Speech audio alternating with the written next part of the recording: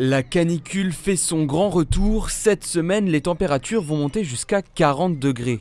L'occasion pour beaucoup de se rendre à la plage, mais attention au soleil qui peut être très dangereux en cette période.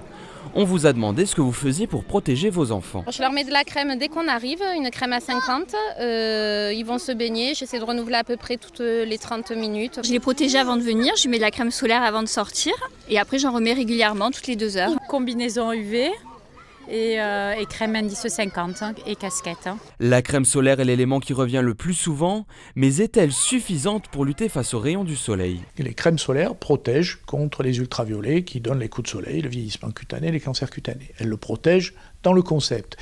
Après, tout dépend comment on les utilise, parce que la meilleure crème du monde mal utilisée ne donnera qu'une mauvaise protection. Alors, qu'est-ce que c'est que bien utiliser une crème ? Bon, déjà, c'est d'en mettre une bonne quantité, mais d'en mettre une bonne quantité sur une zone limitée, celle qu'on ne peut pas protéger par les vêtements.